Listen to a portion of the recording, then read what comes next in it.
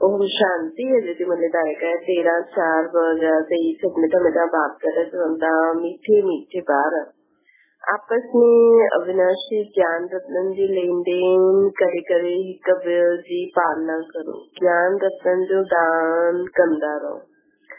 प्रश्न पांजी पाणखी अपार खुशी में रखना जो पुरुषार्थ है। पांजी पाण के अपार खुशी में रखना जो पुरुषार्थ है। उत्तरा खुशी में रहण लाइ विचार सागर मंथन करो। पांजे पाण सां ॻाल्हियूं करण सिखो। अगर कर्म भोग ईंदो आहे त खुशी में रहण जे लाइ वीचार करो। यह पुरानी जूती है। असां त 21 जन्मनि जे लाइ निरोगी काया वारा ठहूं था। जन जन्मांतर जे लाइ ये कर्म भोग समाप्त थी वेंदो। कोई भी बीमारी छूटदी आहे, आफत हटदी आहे त खुशी थींदी आहे। यह विचार सागर विचार करे खुशी में रहो। गीता माता ओ माता। ओम शांति माताउनि जी महिमा आहे। वंदे मातरम। हे माता तव्हां शिव बाबा जे भंडारे सां सभिनि जी पालना कंदा आहियो। कंहिं प्रकार जी पालना? अविनाशी ज्ञान रत्न जी पालना कंदा आहियो अथवा ज्ञान अमृत सां कलश अथवा ज्ञान अमृत जे कलश सां तव्हांजी पालना थींदी आहे। तव्हांखे शिव बाबा जे भंडारे सां अविनाशी ज्ञान रत्न जो खजानो मिलंदो आहे न। वास्तव में महिमा हिक शिव बाबा जी है। वो करण करावन हार आहिनि। माताएं जगदम्बा जरूर ॿिया बि माताएं हूंदियूं न त हीअ महिमा माताउनि जी आहे। माता असांजी ॾाढी सुठी पालना कंदी आहे। शिव बाबा जे यज्ञ में जो रहण वारा आहिनि उन्हनि जी बि पालना थींदी आहे। अविनाशी ज्ञान रत्न सां बि माताउनि द्वारा पालना थींदी आहे न। मेजोरिटी माताऊं आहिनि। ॾाढा आहिनि, ॾाढी जॻह आहिनि जिते भाई बि भेणनि खे भेणनि जी पालना कंदा आहिनि। ॿई हिक ॿिए सां ज्ञान रत्न जी लेन देन कंदा आहिनि। हिक ॿिए जी पालना कंदा आहिनि। भाउ भेण जी, भेण भाउ जी, भेण भाउ भेण जो, भेण भाउ जो ॾाढो रूहानी प्यार हूंदो आहे। हिन दुनिया में त हिक ॿ जा दुश्मन बि ॾाढा हूंदा आहिनि। हिक ॿिए खे विकार ई ॾींदा आहिनि। हिते अविनाशी ज्ञान रत्न जो खजानो ॾींदा आहिनि। तव्हां आहियो भाउ भेण ब्रह्मा कुमार कुमारी।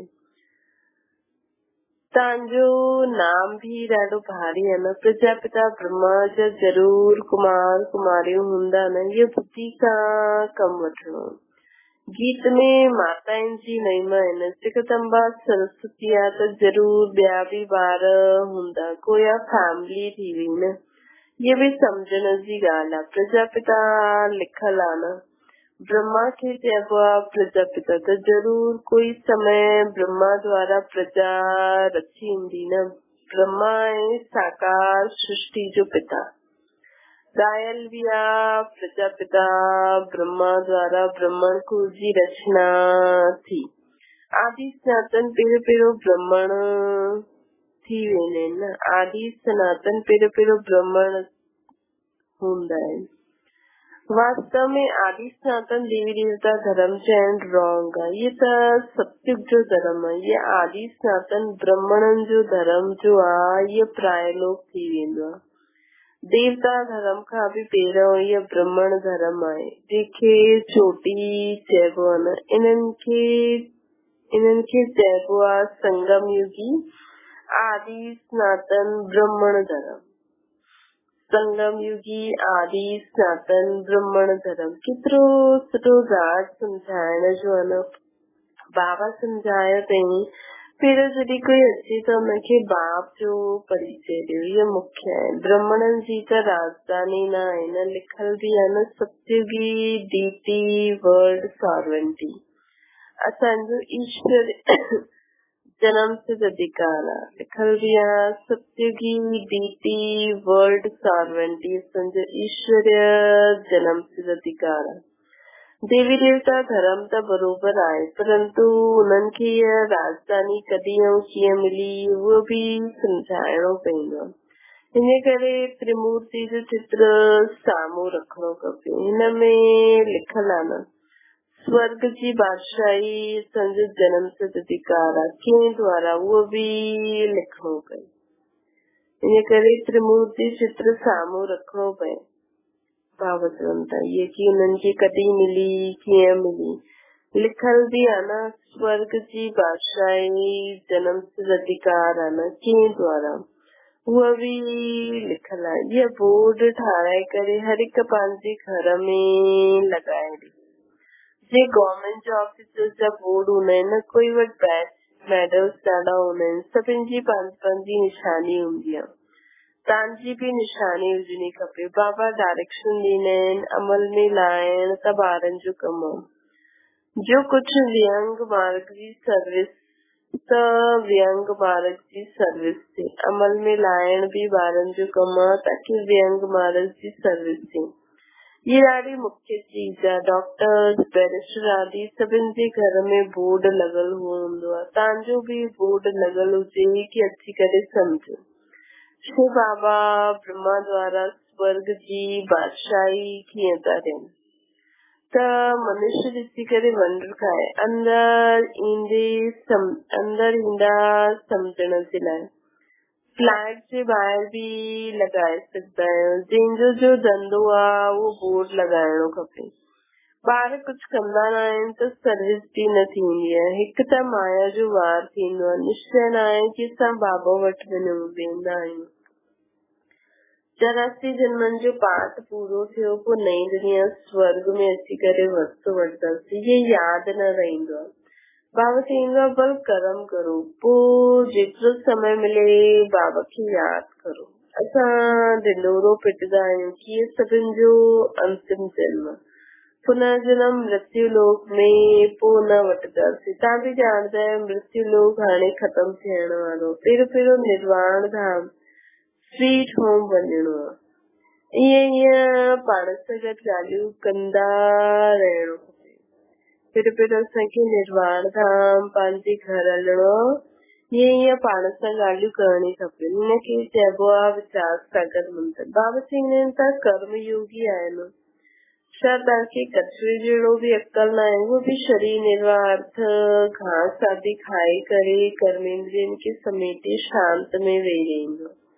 तव्हां ॿारनि खे त बाप जी यादि में रहणो आहे, सुदर्शन चक्र फिराइणो आहे, पंहिंजे खे मास्टर बीज रूप सम्झणो आहे। बीज में झाड़ जो सॼो ज्ञान आहे न, इनजी उत्पत्ति कीअं थींदी आहे, पालना कीअं थींदी आहे, ड्रामा जो 84 जो चक्कर कीअं फिरंदो आहे।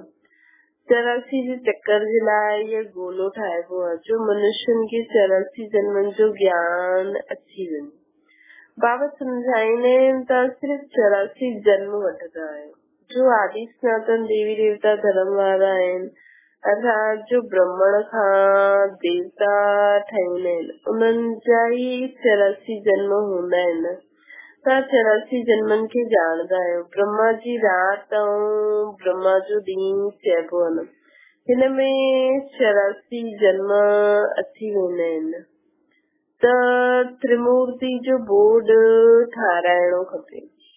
ये ईश्वरीय जन्म सिद्ध अधिकार आहे। हीअं असांखे त्रिमूर्ति जो बोर्ड ठाहे करे लिखणो खपे कि ईश्वरीय जन्म सिद्ध अधिकार आहे। वठणो त अची करे वठो, हाणे न त कॾहिं न। इहे होनहार महाभारत लड़ाई खां पहिरियों पुरुषारत करणो।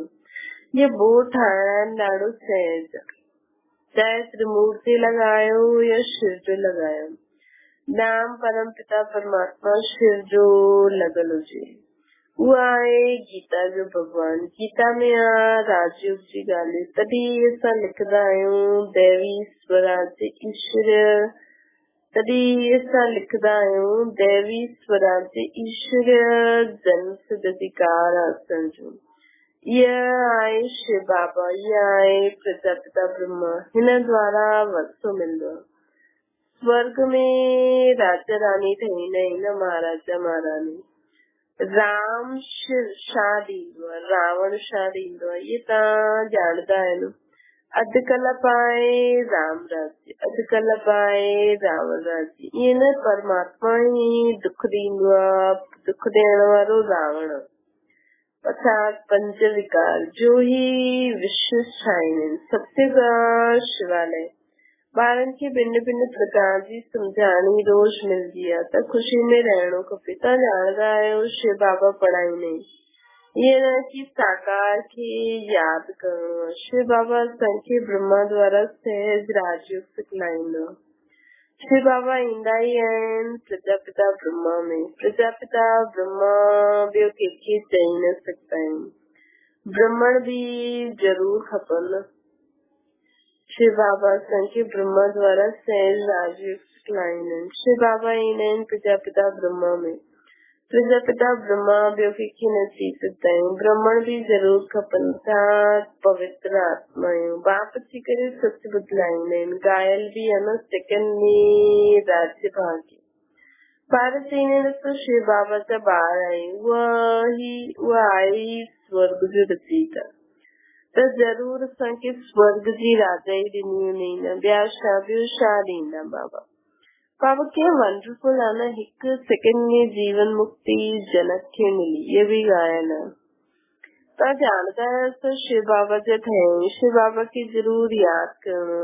जॾहिं बाप जी गोद वती आहे जिस स्वर्ग जो वरसो मिलंदो, उन्हनि खे वरसे खे यादि करणो। जीअं ॿार धर्म जी गोद वठंदो आहे त ॼाणंदा आहिनि पहिरियों असां फलाणे जो ॿार हुयासीं, हाणे फलाणे जो आहियूं, उन सां दिलि हटी वेंदी आहे ऐं हिननि सां जुटी वेंदी आहे।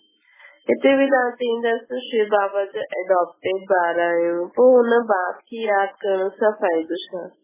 मोस्ट बिलवेड बाप आहे न, एतिरी वॾी संपत्ति ॾियण वारो बाप ई महिनत करे करे ॿारनि खे लाइक़ ठाहींदो आहे न। अहिड़े बाप खे तव्हां घड़ी घड़ी भुलिजी वेंदा आहियो त तव्हां सभु तव्हांखे दुख ॾियण वारा आहिनि, ॿिया सभु, पोइ बि उन्हनि खे यादि कंदा आहियो ऐं मुंहिंजे बाप खे भुलिजी वेंदा आहियो। रहो भल पंहिंजे घर में, परंतु बाबा खे यादि करो, हिन में महिनत कजे, तॾहिं ही पाप विनाश थींदे। त सॼो कब्रिस्तान ठहिणो। ॿार मुंहिंजा ठहिया गोया विश्व जा मालिक ठहे। तव्हां ॼाणंदा आहियो बाबा जा ठहिया आहियूं, पोइ स्वर्ग जा मालिक अवश्य ठहींदासीं। ख़ुशी जो पारो चढ़णो खपे। ये बि ॼाणंदा आहियो इहो पुराणो शरीर आहे, कर्म भोग भोगणो पवंदो आहे। बाबा मम्मा बि ख़ुशी सां कर्म भोग भोगता आहिनि। पोइ भविष्य 21 जन्मनि जो सुख केतिरो भारी आहे, इहा त पुराणी जुती आहे न। हाणे कर्म भोग भोगता रहंदा आहियूं, पोइ 21 जन्मनि जे लाइ इन्हनि सां छुटी वेंदासीं। बाबा चवनि था कि हाणे बाबा मम्मा बि ख़ुशी सां कर्म भोग भोगता आहिनि, पोइ भविष्य 21 जन्मनि जे लाइ सुख केतिरो भारी आहे। ये तो पुरानो शरीर आहे त बीमारी आदि थींदी थी, लेकिन बाबा जी याद में भोगना भोगनी आहे। ये पुरानी जूती है न। हाणे कर्म भोग भोगता रहंदासीं, पोइ 21 जन्मनि जे लाइ हिन सां छुटी वेंदासीं। कोई बीमारी छुटी वेंदी आहे त ख़ुशी थींदी आहे न, कोई आफ़त ईंदी आहे पोइ हटी वेंदी आहे त ख़ुशी ईंदी आहे। तव्हां बि ॼाणंदा आहियो हाणे जन जन्मांतर जी आफ़त आयूं आहिनि, हाणे असां बाबा वटि वेंदासीं। यह विचार सागर मंथन करे पॉइंट्स कढणी आहिनि। बाबा राय त बतलाईंदा आहिनि, ईअं पाण सां ॻाल्हियूं करो। असां 84 जन्मनि जो चक्कर पूरो कयो, हाणे बाबा वटि वञूं था, पोइ बाबा सां वरसो पाईंदासीं। साक्षात्कार भी करना है, इनमें परोक्ष अप्रोक्ष। जीअं मम्मा की कोई साक्षात्कार न थियो, बाबा विनाश और स्थापना जो साक्षात्कार कई, इनके भविष्य जो साक्षात्कार एक्यूरेट थे इन्हनि खे ब्रह्मा बाबा के। परंतु पहिरियों ये समझ में न आयो कि असां विष्णु रहंदासीं, पुठियां समझदा आहियूं। यह विकारी ग्रस्त धर्म खां हाणे असां निर्विकारी ग्रस्त धर्म में वेंदासीं। इन विकारी ग्रस्त अधर्म खां हाणे निर्विकारी ग्रस्त धर्म में वेंदासीं। तत्वम असां बि त बाबा मम्मा जी गद्दी ते वेंदासीं न। तव्हां बि बाबा जी पढ़ाई सां ईअं ठहींदा आहिनि। रेस करणी खपे। बाक़ी गीत आहे मम्मा जी महिमा जी त तव्हां ॼाणे विया आहियो। जगदम्बा कंहिंखे चइबो आहे? वास्तव में माता पिता केरु आहे? उहो त निराकार बुद्धि में आहे। पिता त गॉड फादर ठीकु आहे, उहो निराकार। माता त निराकार न थी सघे न। फादर निराकार आहे, जरूर वरसो ॾींदो हूंदो त हिते अचणो पए जो पंहिंजो परिचय ॾे त हिननि खे माता पिता ठहिणो पए न। त इहा वॾी माता थी वई न ब्रह्मा मम्मा। दादा आहे निराकार शिव बाबा। केतिरी वंडरफुल ॻाल्हियूं आहिनि। कॾहिं शिव बाबा ठही वेंदा आहिनि, ब्रह्मा मां ठही वेंदी आहे, कॾहिं शिव दादा ठही वेंदा आहिनि, मम्मा बाबा असांजा माता पिता ठही वेंदा आहिनि। दादा दादी ग्रेट ग्रैंड मदर आहे। केतिरी वंडरफुल ॻाल्हियूं आहिनि। ऐं दादी असांजी ग्रैंड मदर आहिनि। त कोई ठही दादी असां ग्रैंड मदर त कोई ठही न सघे। तो ये ब्रह्मा त मेल थी वियो न, शुद्धि मुख वंशावली है। बाप थे तो कितने गुह्य राजा जो कि समझाया तो कोई भी बुद्धि में वेही न सकतो कि माता पिता केरु आहे। वो समझ रहे हैं कृष्ण जे लाइ। फर्क सिर्फ इहो कयो आहे, इनखे चइबो आहे एकेश भूल। फर्क सिर्फ इहो, मतलब उन्हनि वरी कृष्ण खे विझी छॾियो अथनि। कोई त कारण ठाहिणो खपे न, कोई त कारण ठाहिणो खपे न भूल जो। छा भूल थींदी आहे जो भारत एतिरो दुखी थियो? भई कुझु त ॿुधाइणो पवंदो न। हाणे तव्हां ॼाणदा आहियो कंहिंखे बुलायो, कारण छा थियो जो भुलिजी वियासीं। बरोबर माया रावण बेमुख कयो अथई। जीअं बाबा करण करावन वारा, उहो माया भी करण करावन वारा। बाप करण करावन हार सुख दाता है, वो करण करावन हार दुख दाता है। माया बाप सां बेमुख करे ॾींदी आहे। हाणे बाप खुद चए थो, हे आत्माओं निरंतर मुझ बाप खे यादि करो। तव्हां असांजा ॿार आहियो न, तव्हांखे वरसो वठणो आहे। सिर्फ़ु मूंखे यादि करो, तव्हांजा विक्रम विनाश थी वेंदा। इहे बेहद जे बाप सां मत मिलंदी आहे ब्रह्मा द्वारा। गुरु ब्रह्मा त मशहूर आहे न। उहो पोइ चई ॾींदा आहिनि ईश्वर सर्वव्यापी आहे, बेअंत आहे। अॻे असां बि सम्झंदा हुआसीं इहे ठीकु था चवनि। हाणे सम्झंदा आहियूं कि इहे त रावण माया कहलवायो कि ईश्वर बेअंत आहे। हिकु तरफ़ चईंदा आहिनि नाम रूप खां न्यारो आहे, पोइ चईंदा आहिनि सर्वव्यापी आहे। ॿ ॻाल्हियूं इकट्ठी थी न सघनि। बसि गुरु जो चई वो मनी वठंदा आहिनि। माया भूल कराईंदी आहे, हेठि कराईंदी रहंदी आहे। पोइ बाबा भूल ठाहे ऊच चढ़ाईंदा आहिनि। बाबा तदबीर त ॾाढी सुठी कराईंदा आहिनि। पोइ पंहिंजी तकदीर ठाहिणी आहे। बाप खे यादि करणो। इहे त सहज आहे न। कन्या जी जॾहिं सगाई थींदी आहे त हुनजे पिछाड़ी हिकदमि चटकी पईंदा आहिनि। कन्या जी जॾहिं सगाई थींदी आहे त हुनजे पीछे हिकदमि चटकी पईंदा आहिनि। वैसे हाणे असांजी सगाई थींदी आहे शिव बाबा सां, त उन्हनि ते चटकणो पए न शिव बाबा खे। घड़ी घड़ी हुनखे यादि करणो खपे न। बाबा चईंदा आहिनि तव्हां मूंखे यादि करो, तव्हांजी आत्मा पवित्र थी वेंदी त तव्हां मूंसां गॾु हली हलंदव। मां तव्हांखे नैननि जी पलकनि ते विहारे करे वठी हलंदमि। मां तव्हांखे नैननि जी पलकनि ते विहारे करे वठी हलंदमि। सिर्फ़ु मूंखे यादि करो त मां गारंटी कंदमि त पापनि सां मुक्त थी वेंदमि। एम ऑब्जेक्ट बग़ैर पुरुषारत कीअं कंदासीं? त असांखे सिर्फ़ु बाबा खे यादि करणो। अंत में सिर्फ़ु असांखे बाबा ई यादि हुजणो खपे। ॿियो कोई बि न। तव्हां पापनि सां मुक्त थी वेंदा। एम ऑब्जेक्ट बग़ैर पुरुषार्थ कीअं कंदा। हिते अंधश्रद्धा जी ॻाल्हि न आहे, इहे शिव बाबा जी कॉलेज आहे न। उहा स्वर्ग जो रचयिता आहे न, अमर लोक जे लाइ पढ़ाइनि था। हाणे त मृत्यु लोक आहे न, मृत्यु लोक ख़तम थी वेंदो, पोइ सत्य जरूर ईंदो।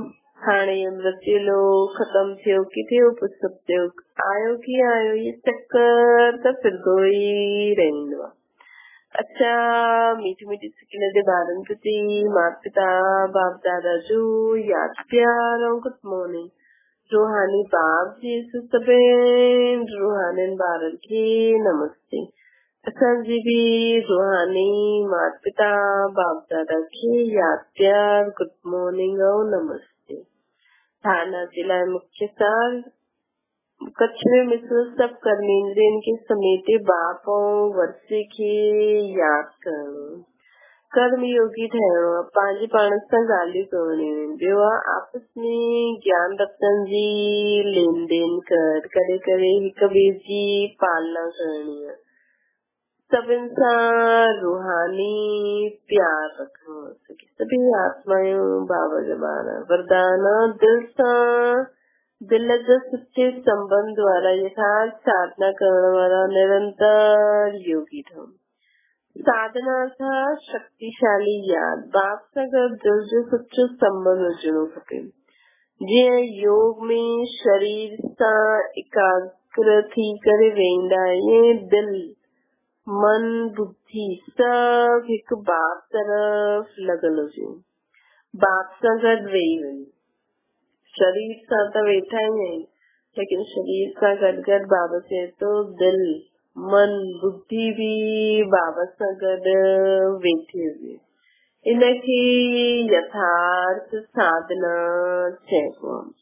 अगर अहिड़ी साधना न आहे त पोइ आराधना हलंदी आहे। कॾहिं यादि कंदा आहियूं, कॾहिं फरियाद कंदा आहियूं। वास्तव में यादि में फरियाद जी आवश्यकता न आहे। जंहिंजो दिल सां बाप सां गॾु संबंध हूंदो आहे न, वो त चाहे शरीर खे विहारे रखे न विहारे रखे, हलदे फिरदे सदा ही दिल मन बुद्धि सहित सदा बाबा वठी हूंदा। वास्तव में याद में फरियाद जी आवश्यकता न आहे। जंहिंजो दिल सां बाप सां गॾु संबंध आहे न, वो त निरंतर योगी थी वेंदा आहिनि, निरंतर ई बाबा सां गॾु रहंदा आहिनि, कर्म योगी थी वेंदा आहिनि। सदा बाबा सां ई दिल मन बुद्धि लॻल हूंदी आहे, वो पंहिंजो कर्म कंदा रहंदा आहिनि। स्लोगन आहे करण करावन बाप। इन स्मृति सां बेफिक्र बादशाह ठही करे उड़ती कला जो अनुभव कंदा रहो। करण करावन हार संजो बाबा। इन स्मृति सां बेफिक्र बादशाह ठही उड़ती कला जो अनुभव कंदा रहो। अच्छा, ओम शांति।